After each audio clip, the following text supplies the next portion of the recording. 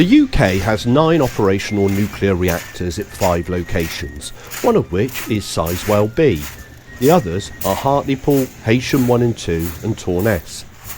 Just for context, here's a list of the countries that had more as of 2021.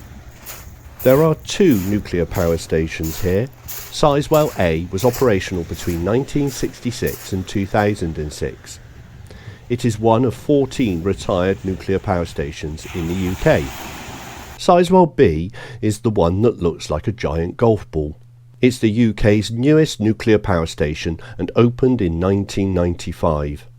It's currently due to be closed in 2035, but there are proposals to extend this until 2055. The UK has 1 nuclear power station under construction at Hinkley in Somerset. Sizewell plans to copy this design in the construction of Sizewell C in the near future. The UK has similar plans for 2 other locations. All of the UK's nuclear power stations, past, present and planned, are located on the coast due to the amount of water required for cooling them. So we're leaving beachfront campsite next to Sizewell, having just had tea and toast at Sizewell tea room.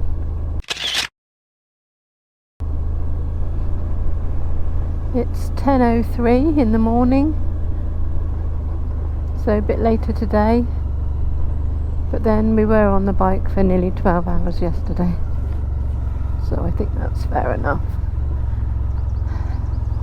Hoping to get up to Cromer today, so not mega miles but enough for a day's trip, hoping to include some nice stops as well. Not so many in and outs to do today.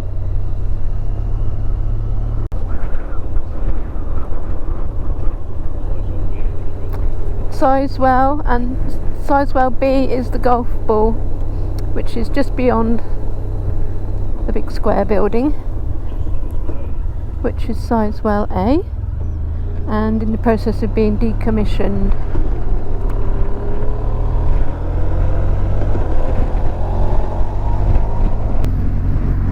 Which is pretty derelict. Beautiful though. We'll have a quick look. It's owned by English Heritage, and the entry is free apparently, which means we should be able to park and just have a nice walk round. There is actually glass in that window there by the look of it, so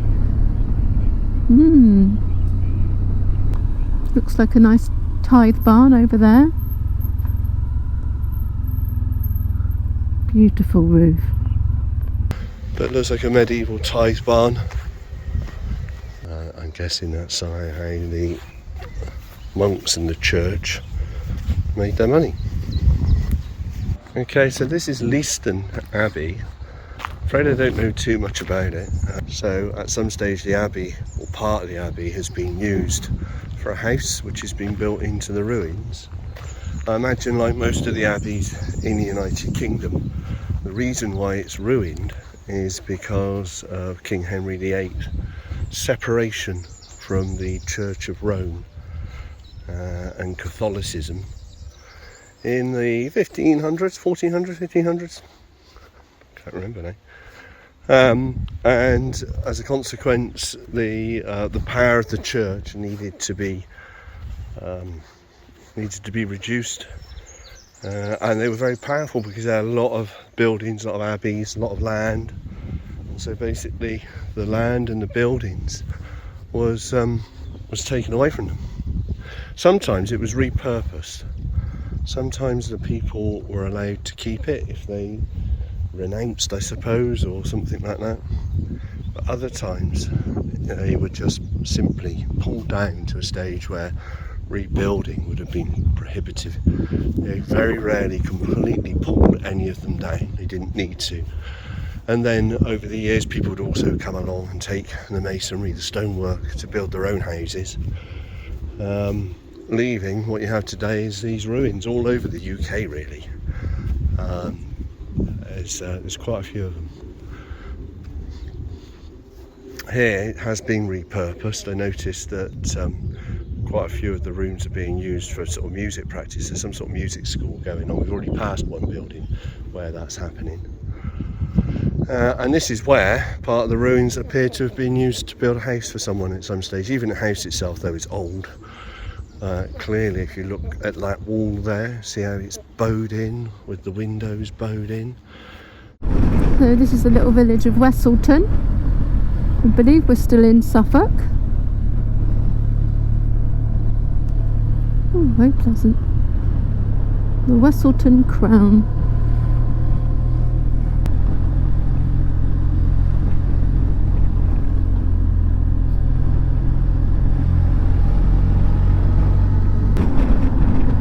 We're on our way to Lowestoft now.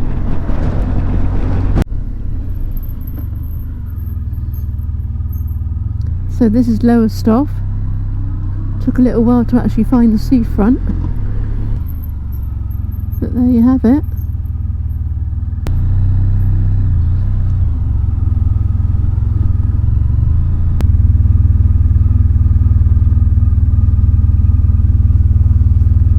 Driving through the residential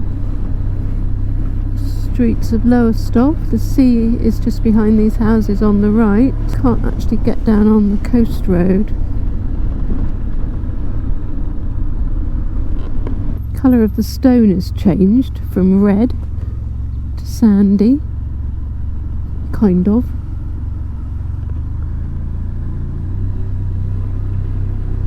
Brick, the colour of the bricks, not stone. That's red though. Oh, that looks very pleasant. That's the entrance to the pier. Getting access to Lowestoft seafront was difficult. When we finally found the road we needed, we had just missed it. I've checked since and it appears the prom is completely pedestrianised and there wasn't much to see from the saddle. Our tiredness from the 12-hour ride yesterday was making us lazy and we weren't inclined to turn around. This has happened a couple of times on this trip and we are trying to get better. We're sorry to the locals of Lowestoft for not making more of an effort. Seafront tourist route. It's taking you back round the beach.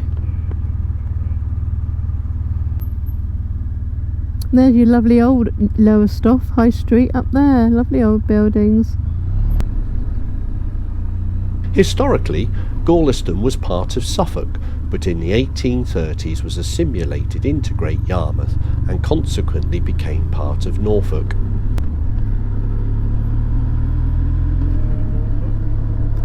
We're now in Norfolk. It joins Folkestone and Budleigh Salterton in the list of places I can't find much to say about.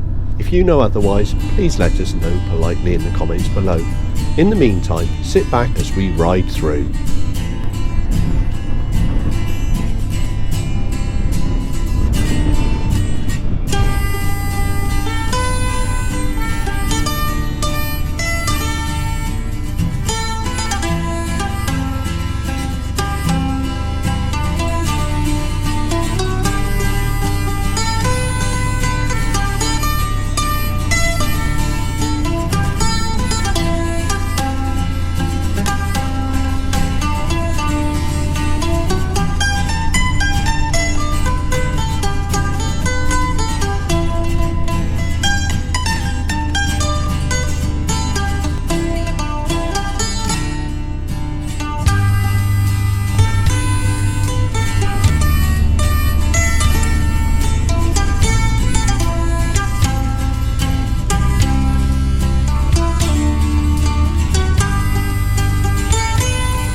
So we're in Great Yarmouth. I had Great Yarmouth down as a completely sort of seaside town, but it's very industrious actually.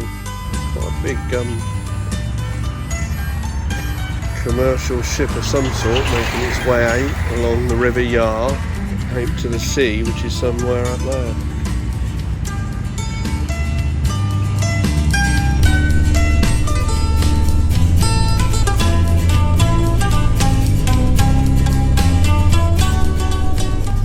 thriving industrial area on the other side of Great Yarmouth. It's where we saw the big ships. Still on the Wollaston-on-Sea side of the River Yar, hoping to get to a bridge.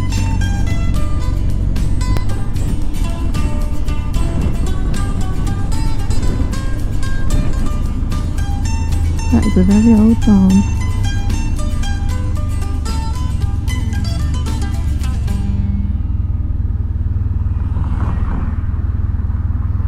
Some gorgeous old buildings alongside the river.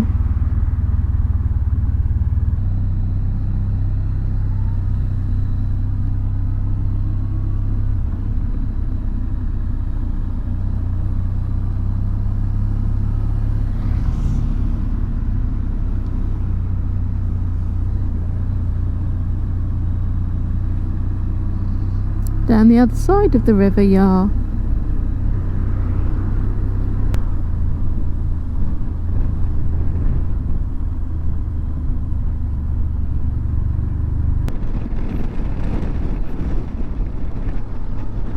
Great Yarmouth surprised us. We expected a seaside town similar to our own in Weston-super-Mare, but it was a lot more commercial than we thought it would be. so we've got the River Yar on the right, over there, and we're going to the end of the quay. On the left over here, behind these units, is the seaside. As we made our way up one side of the River Yar and down the other, we were struck by the scale of industry here. So that will be the mouth of the River Yar, and consequently this area is called Yarmouth. Yarmouth. Oh, we can't go through. Closed. We have that all the time. The road closed.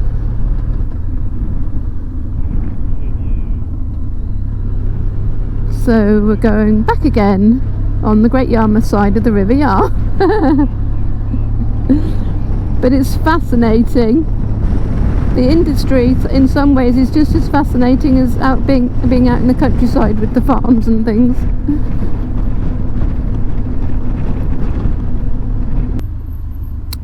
So the road that was closed, we've managed to navigate round to get onto the seafront. Great Yarmouth.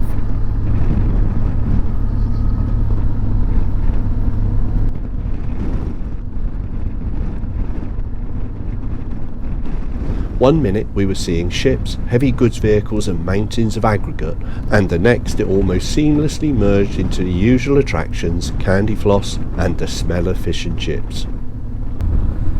Premier Inn, prime seafront position. What happened to the beach hotel, I wonder? Pleasure Beach. Yeah, looks great fun. Loving the colour scheme with the seaside. It's a bit like Blackpool. Wow, some lovely old buildings over there. Presumably to do with the harbour and the docks. It's amazing, you've got the busy harbour and all the boat industry, and then you've got a pleasure beach.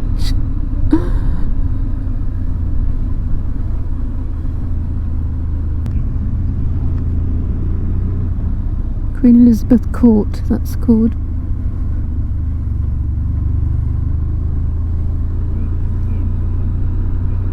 Wellington Pier. Oh, that's old. Look at that one. Winter Gardens. Wow, they've seen better days, but it's still beautiful. Sea life. Got it all going on.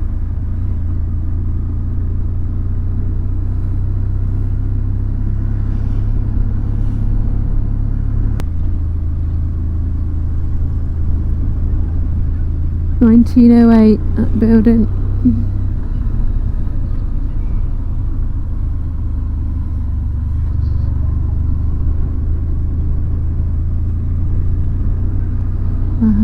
fascinating place.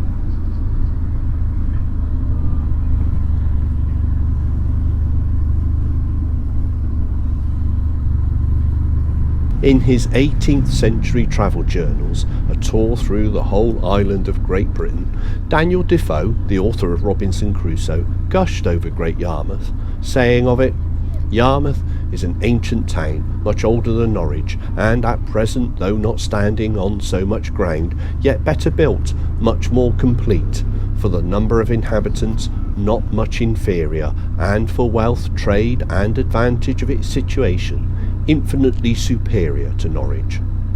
It is placed on a peninsula between the River Yar and the sea, the last two lying parallel to one another, and the town in the middle. The river lies on the west side of the town, and being grown very large and deep by a conflux of all the rivers on this side of the county, forms the haven, and the town facing to the west also, and open to the river, makes the finest quay in England, if not in Europe, not inferior even to that of Marseille itself." So this is the quieter end of Great Yarmouth seafront. We've got some nice gardens and looks like some lovely houses. Less people. Lovely little boating lake. Yeah, it's got everything here. Heavy industry, the amusements and the busyness. Thanks for watching. It would be great if you could hit the thumbs up to like this video and perhaps leave a comment down below. Please consider subscribing. It costs nothing and there's no need to sign up. Simply click on the subscribe button so you don't miss future episodes.